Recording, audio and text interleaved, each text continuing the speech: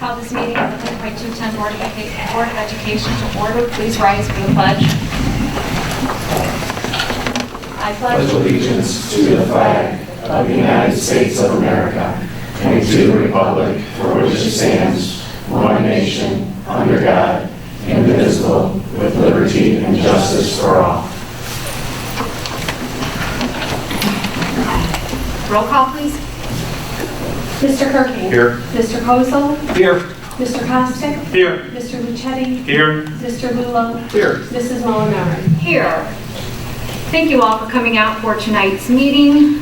We have a few public comments. Cheryl Weiss, you may step up to the podium, please. And I'll remind you that you have 5 minutes to address the Board of Education. Thank you. The dictionary defines the word oversight as a mistake made because someone forgets or fails to notice something, or an inadvertent omission or error. Over the past few years, the Lincoln Way School District has done an absolutely wonderful job of proving that definition to be true. Unfortunately, most of it has come at a cost to us, the taxpayers. I want to remind you of some of those past oversights. The central water bill, the running of a dog training facility on one of our campuses, the driver's education refund, the driver's education refund part 2, the shell game with the life safety and student activity funds, the over $4 million of bond money used inappropriately, land purchased without an appraisal, the number of bills paid late resulting in late fees, leaving a $500,000 negative balance in the Building and Trades Fund account, the delay of the on-site daycare RFP that was supposed to be completed last February. Then there is the fact that the current daycare provider that was using our schools for free had inadequate insurance. And of course, there is that house that was rented to an employee for basically nothing. The fact that last year, many district employees did not realize that they could use Skyward to send out a message in a timely manner to notify parents when an emergency occurred. The new teacher evaluations and the list of incidents in which important dates were missed, as referred to by Mr. Conway at the last meeting. Perhaps it was an oversight that there is no documentation of the inventory that was moved out of Lincoln Way North. And maybe another oversight was the fact that some of the power was turned off at Lincoln Way North instead of just turning off switches and unplugging things. How about the claim that the scholarships are provided by the company, by the community, but the money has actually been taken out of the bookstore and library accounts?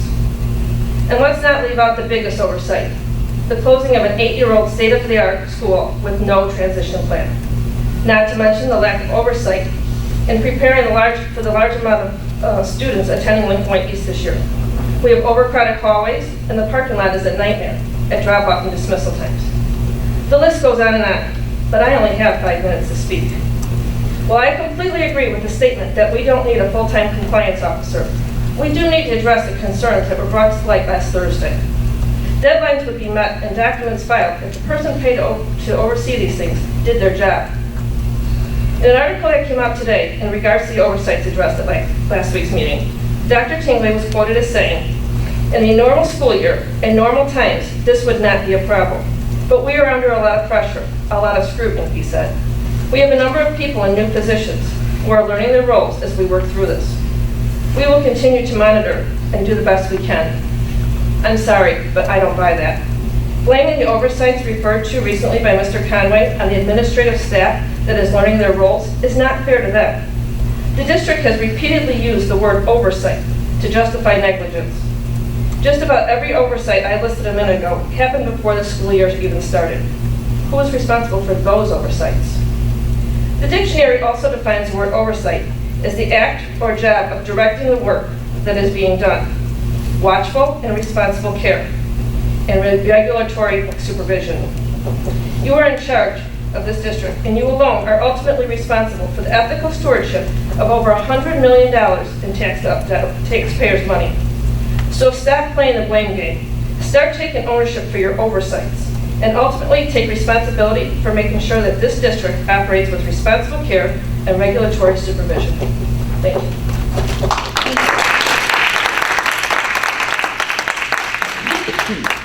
Mr. John Parrish.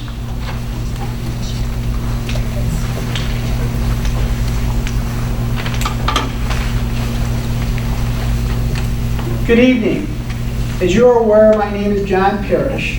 Here tonight, pleased and anxious to share more straight talk with the board. My 5-minute or less contribution will be delivered as a bullet point critique of recent events the board finds themselves engaged in related to our financial emergency. First topic. Happy to see members Chris Luchetti and Joe Kierking demonstrating a sense of urgency and a show-me challenge mentality on the dire financial dilemma we all are trying to resolve. I implore every member to follow their lead. Next topic. Tonight's anticipated action on the issuance of $20 million of tax anticipation warrants and the sale of same to Old Second National Bank. For transparency's sake, I would expect during the discussion prior to the vote that Scott and board members would describe to the community why this major financial transaction is necessary and why it is the best deal in the current financial marketplace. I would also expect Scott and board members would assure the community there are no conflicts of interest, including but not limited to insider benefits. Next topic. I personally was surprised and dismayed to see local teacher union leadership, when they finally step up publicly, admonish the board for egregious administrative shortcomings and strongly recommend the hiring of an administrative position which would likely become part of the collective bargaining unit and add additional costs to the district. It's my opinion the district would be better served by union leadership which would offer reasonable financial concessions to help the district free itself from the shackles of this dire financial situation. However, Scott, don't get me wrong. Whoever has the responsibility in the emerging lean district administrative structure for meeting regulatory deadlines has to be held accountable for missing them, including you. Just calling it a regrettable oversight doesn't cut it. Remember, Scott, Harry Truman was right about where the buck eventually stops. Next topic. Happy to see the board supported the strategic planning initiative to be facilitated at no cost by Dr. Madonia. I too have had extensive experience in the leadership, facilitation, and implementation of strategic plans. My experience has been in the private sector, manufacturing arena, and in a couple instances for companies who were challenged with serious financial difficulties while going through the strategic planning process. I believe I can add considerable value to the strategic planning process and, if desired, the implementation, naturally, at no cost. Next topic. It is my opinion the board should take steps tonight to get out of the child care business by notifying the current provider and district employed customers of its intent and the date the services would terminate. It is time to move on to the many other pressing issues which need to be addressed by the board. Further, I would allow the emerging lean organization to cover the duties of the retiring foundation director as discussion goes forward with foundation leadership. Finally, Christopher Kosel. I recommend to you your warning to the audience prior to the financial committee meeting, cease and desist. It is unnecessary and borders on being abusive, threatening, and intimidating. Trust our security officers know their jobs and will take the appropriate steps if warranted. That's all for this evening. Thank you.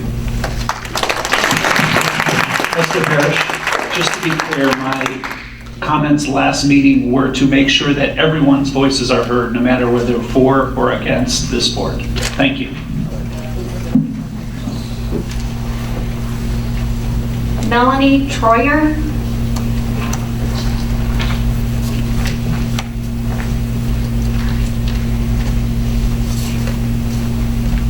I don't have it all written out.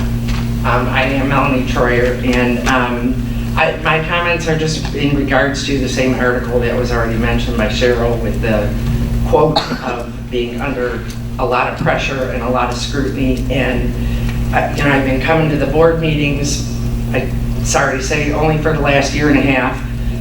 And I sit through and I watch, and I walk away every time feeling like there's such arrogance here, and it's getting me. I'm getting real tired, and I know that you guys are under a lot of pressure and a lot of scrutiny, and you're getting tired. But I'm asking you to put yourself in our shoes. I didn't choose to be a superintendent or a board member for a reason. I don't have the time. You get paid to do your job, and the rest of you volunteered to do this. You fought to get these positions. I didn't. All the things that have gone on that have come to light, and I'm so, so grateful for the people who have done so much research and brought things to light that we were totally unaware of because we put our trust into the board. And it's getting old. It's getting real old. And I'm asking you to put yourself in our shoes. We trusted you. I thought that paying half of my real estate taxes to the school board would be sufficient, but it's not. So now I have to take time out of my schedule to make sure I be here to support the people who have done so much and found out so much information that I did not know. I've learned a whole lot, but one of the main things I've learned is that there's a whole lot to be said for humility. My Bible says that God resists the proud and gives grace to the humble, and the reality is that people will do the same. I have yet to hear an apology. I have yet to hear accountability from people. It's just, as was said, oversights. I cannot believe that you haven't taken responsibility for the things. These were all under your watch. These were all, a lot can be said for humility, and that's what I'm asking for, and that's all I want to say. Thank you.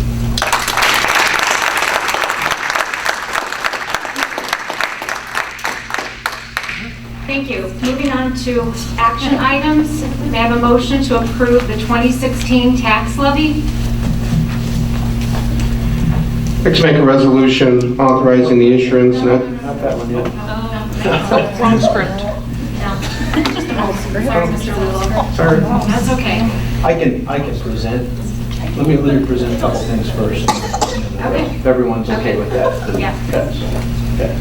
Just in your backup materials and sent at the end of last week was a synopsis of the 2016 tax levy.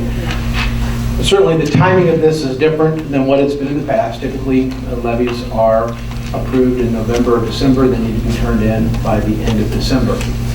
We do have the opportunity to rework this, resubmit this. We can bring this back to the board again in October, November, December. However, we must have this approved to begin the borrowing that is necessary tomorrow to close the month of September with positive fund balances in all of our funds. We paid back $10 million plus some interest today. So as of today, all of our tax anticipation warrants from the previous year have been paid.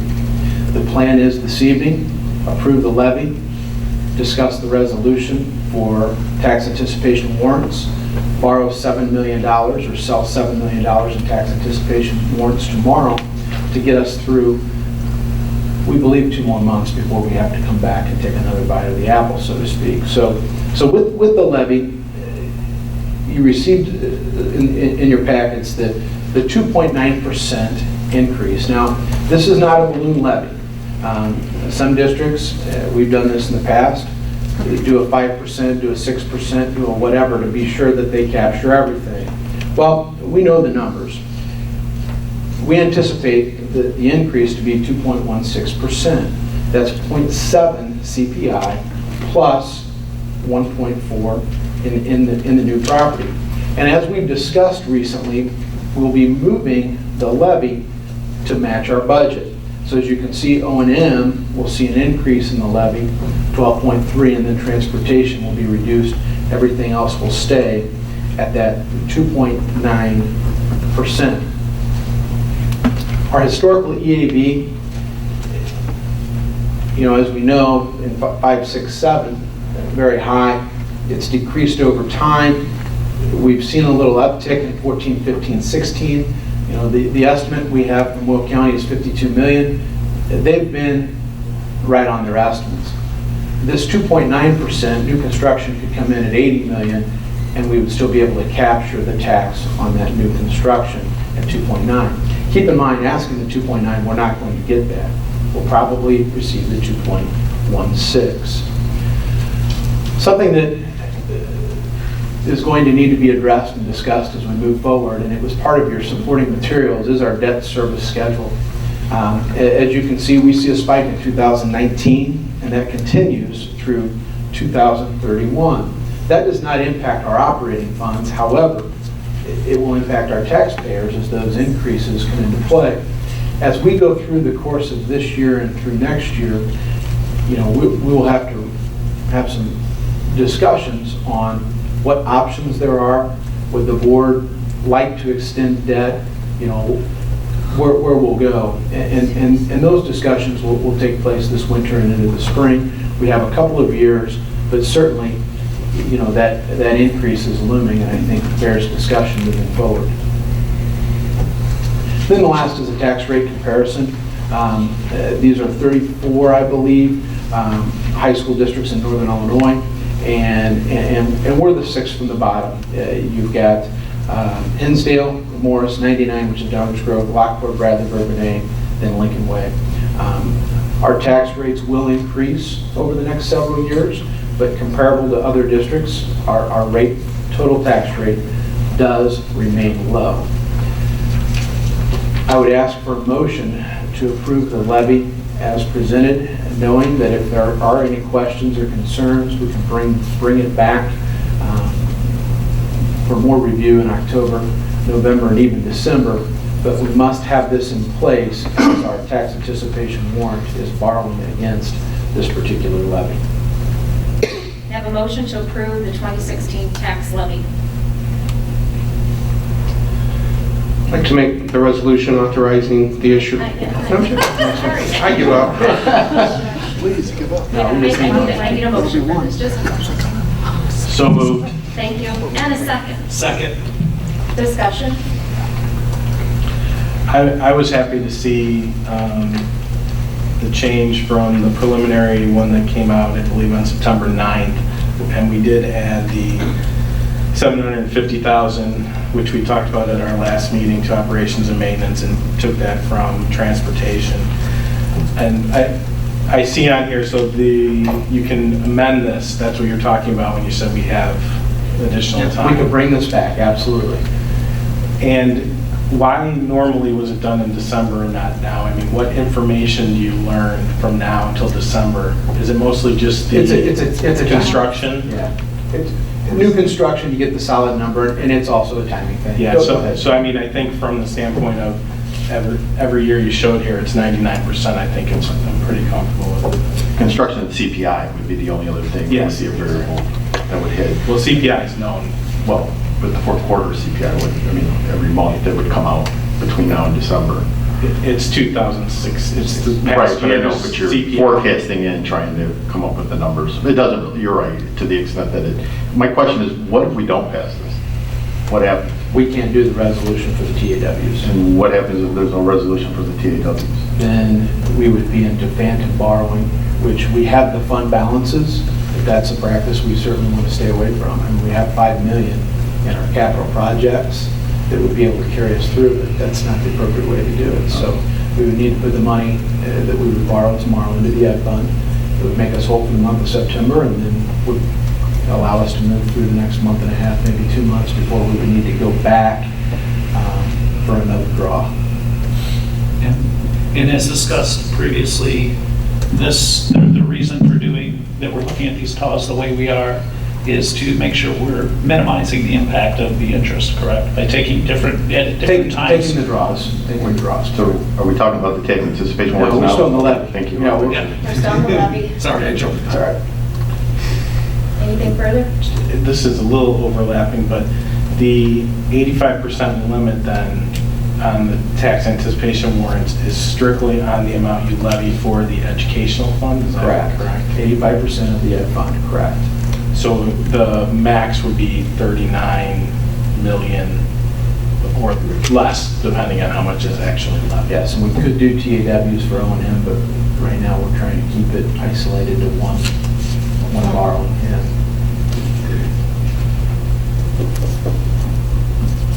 Anything So, further? Thank you. Motion and a second. second. Roll call, please. Mr. Lucetti? Aye. Mr. Kirby? Aye. Mr. Kozel? Aye. Mr. Costick? Aye. Mr. Lulo?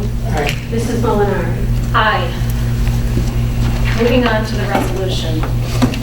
In view of the financial conditions of the district, the next item for discussion would be the proposed issuance of the district's educational purposes tax anticipation warrants, and that the Board of Education would consider the adoption of a resolution authorizing the issuance and the sale of said warrants. The resolution sets forth the parameters for the issuance of said warrants and sale thereof designated officials of the district. Total aggregate not to exceed $20 million, maturity not later than October 30th, 2017. The warrants shall bear interest at a rate per annum equal to the prime rate in effect from time to time minus 1.65%, but not less than 1.85% and not more than 3%, and shall be issued from time to time as set forth in each warrant notification. Mr. Rulo. I'd like to make a resolution authorizing the issuance of not to exceed 20 million tax anticipation warrants in anticipation of collecting of taxes levied for the year 2016 by the Board of Education of Community High School District Number 210, Will and Cook Counties, Illinois, for educational purposes, the sale of said warrants to Wells Second Bank, the deposit of said taxes directly into a designated escrow account, and the execution and delivery of the tax escrow agreement in connection therewith. Motion, may we have a second, please? Second. Discussion. Can you describe the TAW process? Well, this one's a little different than the ones we've gone through in the past. This was much more difficult to secure funding. We believe we will need somewhere 25 to 28 million before the end of the year. We've been able to secure 20. We've talked with a number of organizations in an effort to get the best rate we can. I'm not going to discuss all the different organizations at this time, as we're going to be in a position where we're going to need to go back at some time and try to borrow more money. What's done differently this time is the automatic escrow. So our taxes will move, once the taxes hit Will County, the percentage of our borrowing will go right into an escrow account into the bank. And that's something that is done to secure the loan, as you know, our cash flow situation is very delicate. As we paid it back and turn around and borrow the next day, it's a limited risk in that we know we're going to collect taxes. But at the same time, we're in a vulnerable situation as we carried over borrowing into the fiscal year. And we don't want to get in the situation where we are into next year's tax anticipation warrants. To do so, we would have to do a levy for the following year now, and we want to avoid that. So as we move through this process, this has been different than it's been in the past, in that the money will automatically leave. That will also, though, help control the interest rates. You know, as soon as the distributions hit in the spring, I believe it's 28 some percent, we'll go directly to Old Second of the ed receipts of our tax from our taxes. And then that money will then immediately pay down the tax anticipation warrant? Correct. Immediately pay down, and each draw then they will send us an invoice essentially for the interest from that portion, and then it'll be up to our timing of whether or not we're able to pay the interest. But it will be our plan to pay the loan back plus the interest ongoing as we work our way through. Are we planning to draw down the full 20 million? No, we will draw 7 tomorrow, Chris. At some point, we will need all 20, but we will begin with 7. We've worked with our attorney on this structure, and that limits the interest rate, so we're only borrowing when we need. So right now, we anticipate 776 based upon the timing, and we'll know more We're still waiting on categoricals from the last fiscal year. So, you know, we believe we'll receive that by the next draw, and that can push it out just a little further. But we'll start with 7 million tomorrow. And I mean, I think another thing that has to be noted is, you know, even though we're somewhat reducing the risk of the bank by having an escrow account, they're still charging a higher rate than they were last year. Correct. We were 1.75 last year. And that's just, and it's also a floating rate because it's Correct. prime minus. Correct. So if interest rates do go up, our interest costs are going to be higher on this. I do have one, I mean, what is the plan? Because we're going to need more than that 20 million. I mean, when do we start closing that gap and securing that Additional 7-8. Well, when we get to the end of the first quarter, which happens tomorrow, there'll be some more opportunities with discussion with Old Second.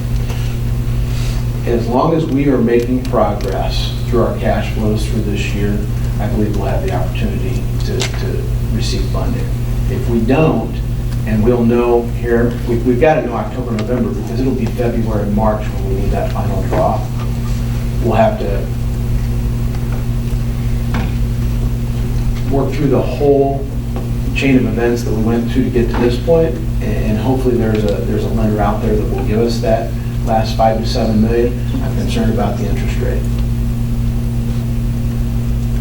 But we will know, we'll have to start working through this October, November. If we don't, then the other option is to go to the state. And I've already been in discussion with the state.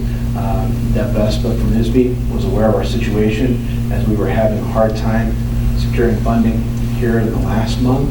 So they're aware of the situation, and other districts have had to go that route in the past. We wouldn't like to, but it's certainly a possibility. I think it would be helpful if you disclose, I know not organizations, but types, because I think we... School districts, other municipalities, banks.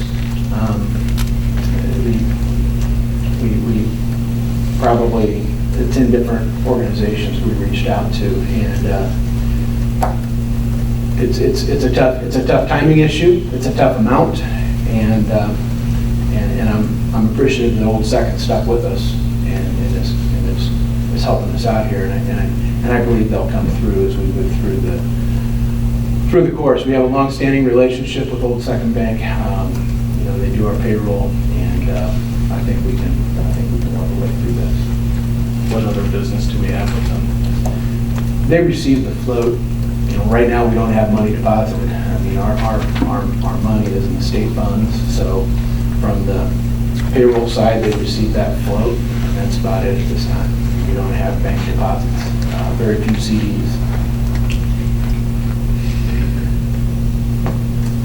Did we borrow all our TAWs last year from one bank, or do we have multiple? No, all 30 million from Old Second. Okay, so that begs the question, why did, if the way you just described it, sounds pretty foolproof. The taxpayers pay the county puts it in the bank takes the money.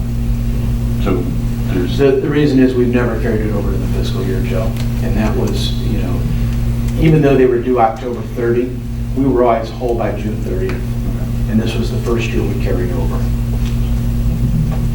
So that made them take pause to I believe so. evaluate, watch how this first draws go. I believe so. And also, you know, they're operating a business, they read the newspapers, and you know, they answer to a board as well.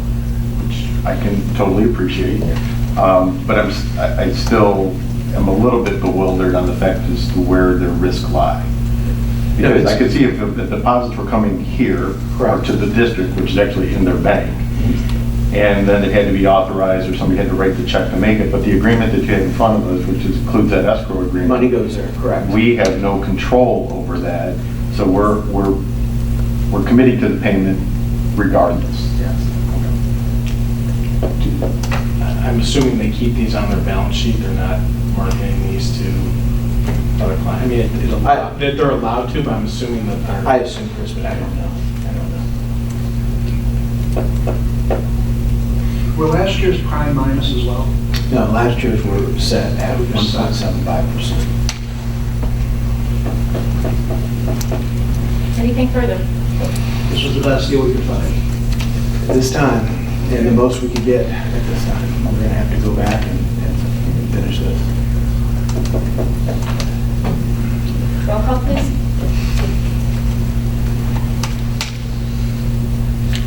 Mr. Lulo? Aye. Mr. Kirkland? Aye. Mr. Kosel? Aye. Mr. Costick? Aye. Mr. Lucetti? Aye. Mrs. Molinaro? Aye. Moving on to discussion item of on-site childcare. Discussion of on-site childcare. I provided some information. We did issue a questionnaire to the staff, and 93%, 93.7% of the respondents said they would support on-site childcare services. I guess 22 would utilize the service next year, which would equate to about 167 children. I also provided for you notes from Mr. Pagliaro's meeting with Triple R Childcare, Mary Sears, and Kinder Care Learning Center.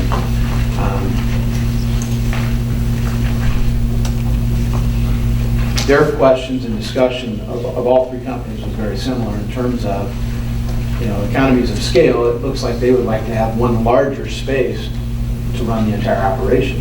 We simply don't have that. The only way we would be able to do something if we chose to would be in our current type of situation. We don't have a space that would facilitate 150 children. If we only give them one spot, then we're in a lottery, and I don't think that's a good situation. So I looked for direction from the board. I think if we were going to move forward with an RFQ or an RFP, the first thing that would have to take place is on a Saturday or Sunday, show every interested party the facilities to see if that's even an option.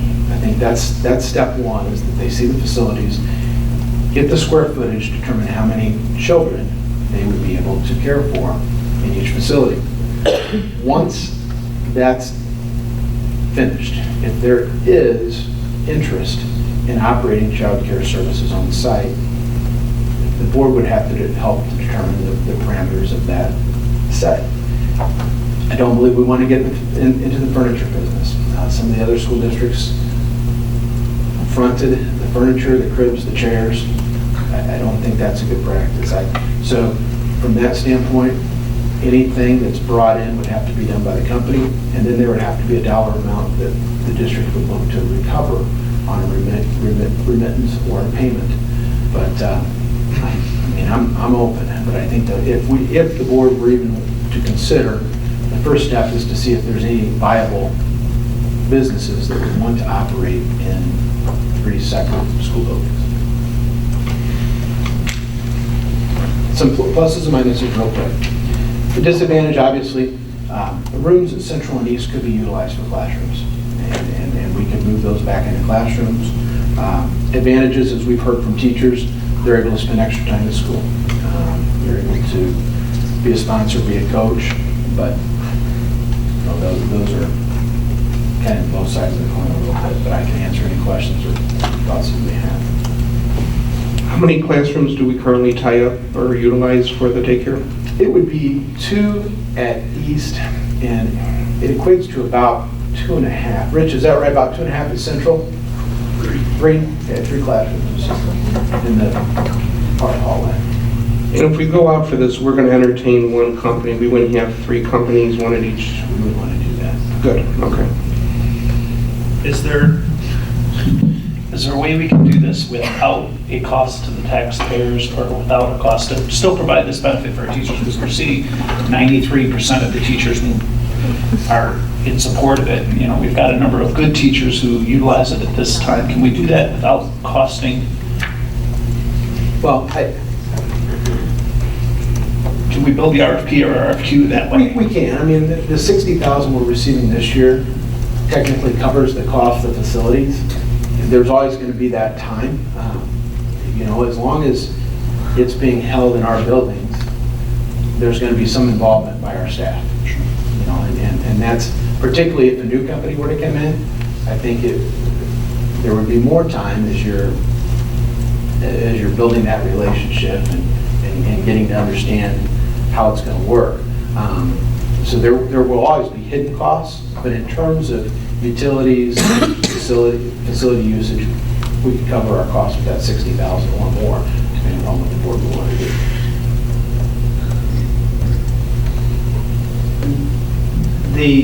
The cost that we actually can quantify at this time, about $10,000 a year per building? Yeah. It's about $30,000. Scott, has this been legally vetted? I know there's been a lot of discussions. Is this a landlord tenant? Is this a vendor? Where do we stand on that right now? It has. Our attorneys are comfortable with the situation. And what is that situation? The situation is, it's just like vending machines. You know, they are, you know, we don't give them the keys and they lock us out. It's not a long-term lease. It's a service provider agreement.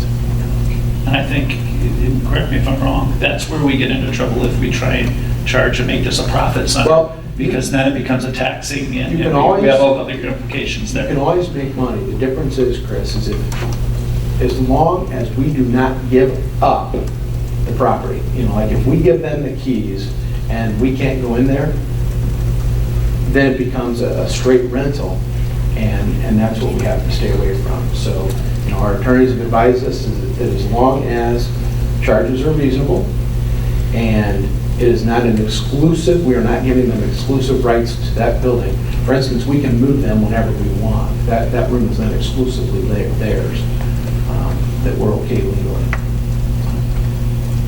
You mentioned east and central with classroom space. What's the difference with the west? West, it was built with that particular use in mind, Chris. So we could turn it into offices, but in terms of a classroom space, there's smaller rooms that were set up for childcare services. It's back a different hallway. Do we need these rooms at central and east? Don't think we need them, but certainly at East, 2 additional classrooms, that would be beneficial, no question, use the space. Is this something maybe that we want to work on with the Building and Finance Committee to try and develop that RFQ, RFP? That would be up to the board. I mean, the board gives direction to that committee, and if that's something that you want to discuss, I believe we have a meeting on the 8th, is it? But I know we have one coming up, that's up to the board.